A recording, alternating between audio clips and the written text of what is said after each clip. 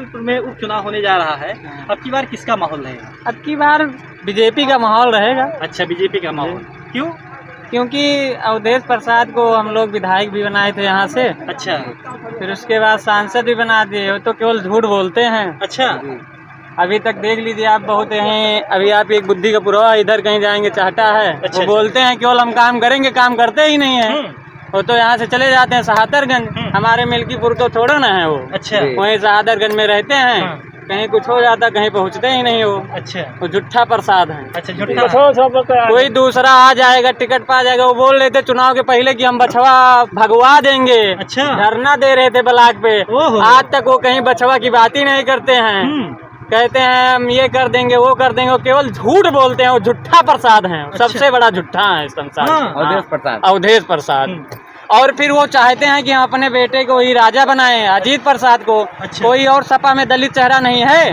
देवमणि कनौजिया जी हों या सूरज चौधरी जी हों, उनको भी तो मौका चाहिए। बिल्कुल, बिल्कुल। तो वो यही चाहते हैं। उनके अंदर केवल परिवारवाद भरा हुआ है। अच्छा जी, मतलब कहने का मतलब अवधेश प्रसाद ये स्वयं चाहते हैं कि मतलब जितनी भी राजनीति का जो भी है सारा मेरे ही घर में हो। बस हाँ, वो यही चाहते हैं। लेकिन ये चलने नहीं पाएगा। मिल्कीपुर विधानसभा है। अच्छा, यहाँ कोई का राज नहीं चला है। जो अत्य किया है वो जाएगा, चाहे गोरखनाथ जी हों और चाहे क्या कहते हैं अवधेश प्रसाद जी हों। कोई भी यहाँ रुका नहीं है। बिल्कुल, बिल्कुल। जो गलत किया है उसको मिल्कीपुर की जनता नकार दी है। बिल्कुल। और भगा के इनको फिर वही सहादरगंज में स्थापित कराएंगे। नहीं तो आपकी मेरे कहने का मतलब हुआ तो क्या, अगर समाजवादी अगर अवधेश प्रसाद के लड़के के अलावा यदि अगर किसी और को टिकट दे देती है तो फिर उनके साथ आप रहेंगे? नहीं रहेंगे तो नहीं, लेकिन लड़ाई फिर टक्कर की हो जाएगी। हाँ। रहेंगे तो नहीं। हाँ।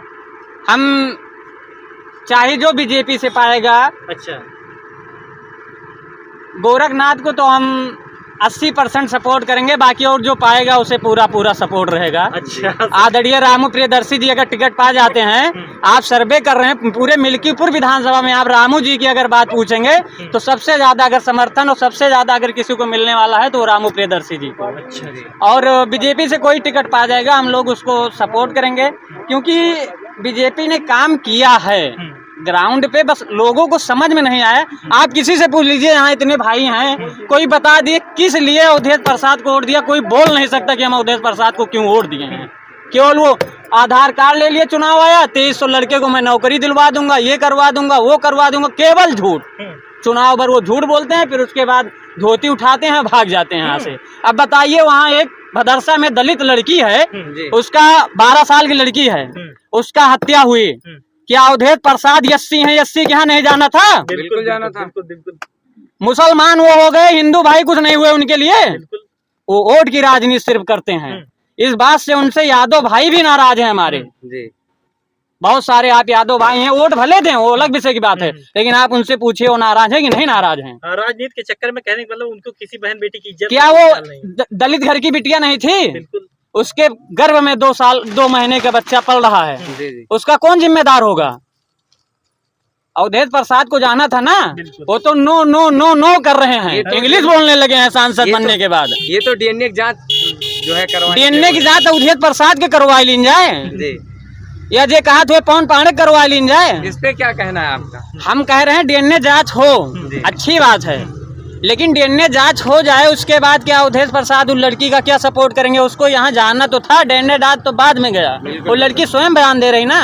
आज आप देखिए डीएनए जांच का भी उनका सैंपल वैंपल गया है, वो खुद कबूल रहा है, कबूल देगा।